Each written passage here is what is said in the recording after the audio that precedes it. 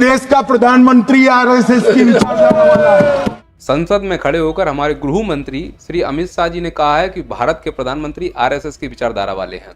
माननीय अमित शाह जी, जो आरएसएस की विचारधारा वाला होता है ना, उसकी एक क्वालिटी होती है कि सर कटा सकता है लेकिन झूठ नहीं बोलेगा। और हमारे प्रधानमंत्री जी दिन दहाड़े झूठ बोल देते हैं। पहली बात तो मैं कोई पढ़ा लिखा व्यक्ति नहीं हूं। आप सबके सामने प्रधानमंत्री जी की दोनों डिग्रियां सार्वजनिक करना चाहता हूं। हम लोग कैसे माने कि ये आरएसएस की विचारधारा वाले हैं? इस देश का गृह मंत्री आरएसएस की विचारधारा वाला है। आपका तो हम कैसे भी नहीं मान सकते कि आप आरएसएस की विचारधारा वाले हैं, क्योंकि आरएसएस की विचारधारा रखने वाले लोगों की दूसरी क्वालिटी ये होती है कि अगर कोई उनको चैलेंज दे तो प्राण चले जाएंगे, लेकिन चैलेंज जरूर स्वीकार करेंगे। Amit Shah ji, I challenge you to have a debate on the 3 कि मुंसफी से संसद नहीं चलेगी। जैसे राहुल गांधी ने आपको संसद में दिन दहाड़े चैलेंज दे दिया कि बाहर आओ और प्रेस कॉन्फ्रेंस में आके बात करो, सवाल जवाब करो। तो यदि आप आरएसएस की विचारधारा वाले होते तो राहुल गांधी जैसे नेताओं के इस चैलेंज को तुरंत स्वीकार करते और उनको मुंह तोड़ जवाब देते, लेकिन आप ऐसा नहीं कर पाए। इसलिए मैं बोल रहा हूं कि आरएसएस जैसी पवित्र संस्था को आप जैसे नेता बदनाम कर रहे हैं, क्योंकि आरएसएस में ना तो झूठे हैं और ना ही ऐसे कमजोर नाकारा लोग जो सच्चाई से मुंह छिपाएं और किसी चैलेंज को ना स्वीकार करें। यदि आप होते तो अभी तक चैलेंज स्वीकार कर चुके होते। और वहीं नेता प्रतिपक्ष राहुल गांधी से इतना कहना चाहूंगा, ब्रो आप देश चला रहे हो स्कूटी नहीं कि लेफ्ट का इंडिकेटर देके राइट को मोड़ दो। तुम्हारी हालत बिल्कुल वैसे ही लग रही है कि तुमने किसी को बुलाया इधर आ और खुद उठ के चले गए।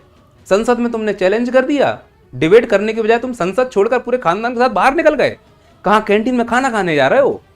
ब्रो ये संसद चंदे से नहीं चलती, हम जैसे लोगों के टैक्स के पैसे से चलती है। एक एक मिनट लाखों का जाता है। संसद इसलिए बनाई गई जिससे भारत की समस्याओं के ऊपर वाद विवाद हो और निष्कर्ष पर पहुंचा जा सके। चैलेंज कर दिया बीजेपी को, खुद संसद छोड़ के जा रहे हो। वो तो तुम्हें भगोड़ा कहेंगे ना। और इस प्रकार से भागने से समस्या का समाधान हो जाएगा क्या? बिल्ली के आने से कबूतर आंखें बंद कर ले तो क्या बिल्ली भाग जाएगी?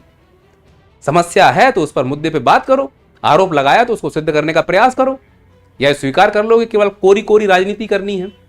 उधर बीजेपी कर रही है, आप करो। सब अपना फायदा देख रहे हैं, तो जब सब अपना फायदा देख रहे हैं तो जनता भी अपना फायदा देखे। और जनता का फायदा यही है कि इस प्रकार की खोखली डिबेट को सुनने से अच्छा है कहीं अच्छी जगह समय इन्वेस्ट करो, स्किल सीखो, आर्टिफिशियल इंटेलिजेंस सीखो, शेयर मार्केट का कोर्स सीख लो, कम से कम इनकम का नया सोर्स तो बने। अब आते हैं वीडियो के मुद्दे पर वापस। हाँ अमित शाह जी, शुरुआत करते हैं आपसे, बोलिए क्या बोलना है। तो मैंने सोचा सलाह। अरे अमित शाह जी, कैसी भाषा का इस्तेमाल कर रहे हैं आप? माफ करना, गुस्से में इधर उधर निकल जाता हूँ। ठीक है, माफ किया। साला ही तो बोला, मैं भी तो बोलता हूँ साला। साला वही तो बोलते हैं जिनकी शादी हुई हो। कभी राहुल गांधी को साला बोलते हुए देखा है? नहीं, शादी नहीं हुई तो साला कैसे हो जाएगा? क्यों राहुल गांधी, सही कह रहा हूँ ना? देखो अध्यक्ष जी आंख मार रहे हैं, देखो अध्यक्ष जी ये फ्लाइंग किस दे रहे हैं। टीएमसी के सांसद पी रहे हैं सर। कौन सिगरेट पी रहा है? यहाँ खाने पीने का प्रोग्राम मत बरको। कौन तंबाकू खा रहा है? अरे यार ये संसद है, ऐसा लग रहा है इसमें गधे घुसाए हो। सच में गधे घुसाए हैं क्या? मोदी जी संसद में कैसे कैसे इशारे हो रहे हैं, आप ही समझाओ ना। ये क्या बदतमीजी है? अमित शाह जी, क्या भारत की संसद अब इस प्रकार से चलेगी? और मेरी अगर बेइज्जती ही करानी तो क्रम से कराइए भाई। मैं नहीं चाहता भारत की संसद इस प्रकार से चले। आपकी मुंसफी से संसद नहीं चलेगी। मेरे यहाँ बोलने का क्रम मैं तय करूंगा। अरे भाई भोंदू के पापा, आप तो गुस्सा हो गए। गुस्सा मत कीजिए, आरोप लगा रहा है विपक्ष, उनका जवाब दीजिए। चलो मैं ही पूछ लेता हूँ, मतदाता सूची को लेकर अमित शाह जी आपकी क्या राय है? कि हम 2014 के बाद एक भी चुनाव नहीं हारे। छत्तीसगढ़ में 18 में हारे, राजस्थान में 18 में हारे, मध्य प्रदेश में 18 में हारे, कर्नाटक में भी 14 के बाद हारे, तेलंगाना में हम जीत नहीं पाए, चेन्नई में हम जीत नहीं पाए, बंगाल में भी हम हारे। भाई तो तब तो ये मतदाता सूची बहुत अच्छी होती है, तब से नए कपड़े पहनकर आप शपथ ले लेते हो। उस वक्त मतदाता सूची का विरोध नहीं करते हो, और जब मुंह की पटखनी पड़ती है बिहार की तरह, तब मतदाता सूची का विरोध करते हो। माननीय मेरे दोहरे मापदंड नहीं चलेंगे। आपने शानदार तरीके से काउंटर किया है। अब इसका जवाब राहुल गांधी से लेते हैं, दीजिए इसका जवाब। Amit Shah ji, I challenge you to have a debate on the 3 press conferences. ये बात भी सही है। अमित शाह जी, आपको क्या लगता है राहुल गांधी के साथ प्रेस कॉन्फ्रेंस आपको करनी चाहिए? इस तरह से क्वेश्चन नहीं करते। तो फिर कैसे प्रश्न पूछूं? ठीक है, तो फिर इस प्रश्न का जवाब दो। क्या आपको मालूम है कि राहुल गांधी ने कितने प्रकार की प्रेस कॉन्फ्रेंस की थी और उनके क्या जवाब है आपके पास?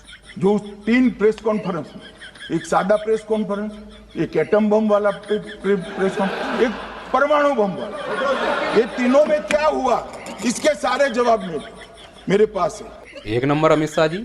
ठीक है राहुल गांधी जी, जवाब इनके पास है, आप ले लेना। मजा आया। मजा आया ना? चलो तीसरा प्रश्न पूछते हैं। अमित शाह जी बताइए, जो दो जगह वोट निकल रहे हैं लोगों के, उनके बारे में आपका क्या विचार है और क्या जवाब देना चाहेंगे आप इसको लेकर? मान्यवर, अब ये कहते हैं कि दो जगह है, दो जगह मतदाता है। मान्यवर, किन किन लोगों के दो जगह मतदाता, मैं इसमें जिनके नाम 2 जगह रजिस्टर्ड है उसका दोष नहीं निकालता मैं, क्योंकि एक जगह से कोई व्यक्ति दूसरी जगह गई तो 2010 के बाद इसको डिलीट करने का अधिकार आरओ के पास से ले लिया गया। इसके कारण ये विसंगतियां खड़ी हुई है। किसके हैं? श्री प्रशांत किशोर जी के 2 जगह मतदाता है, पवन खेरा जी का भी है, तेजस्वी यादव का स्वयं का है, टी सिद्दीकी एनआईसी केरल के नेता का है, मान्यवर संजय सिंह आप पार्टी के नेता के हैं, एक किशोरी पेडनेकर यूबीटी शिवसेना के हैं, इनका भी है।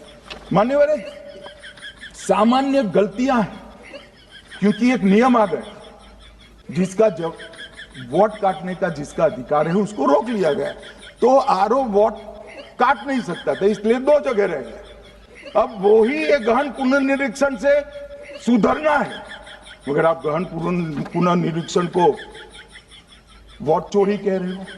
मान्यवर, वोट चोरी किसको कहते हैं वो मैं बताना चाहता हूँ, और हमारे यहाँ कुछ परिवार ऐसे हैं जो पूछते नहीं वोट चोरी करते। अच्छा बोलिए आप। हाँ बोले आप, बोले। हाँ बोले आप, बोले। अरे बाप रे, आप तो धोती खोल रहे हैं। राहुल गांधी जी, अरे कहाँ जा रहे हो? सुन तो लो। हेलो, संसद छोड़ के भाग रहे हो तुम यार।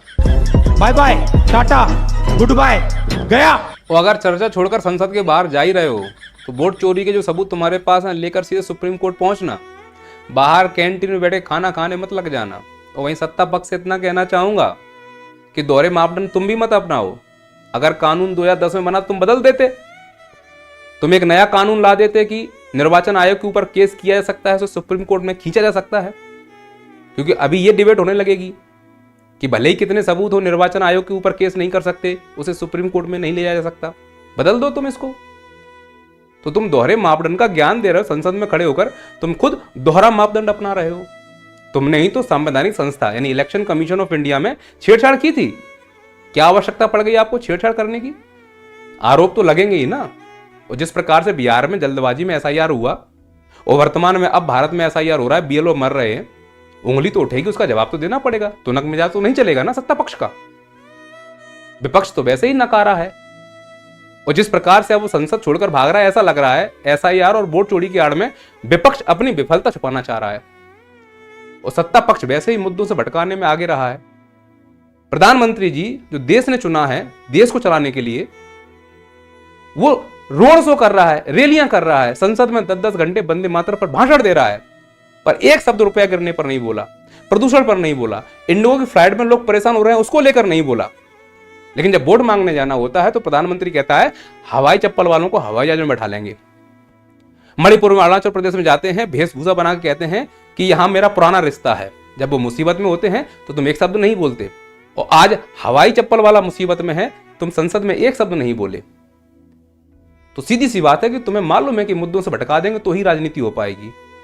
तो सत्ता पक्ष आज वर्तमान में मुद्दों से भटकाकर सत्ता में बनी हुई है और विपक्ष दूसरे मुद्दों को उठाकर अपनी असफलताओं को छुपा रही है। दोनों की साठगांठ बनी हुई है, पिस आप और हम रहे हैं।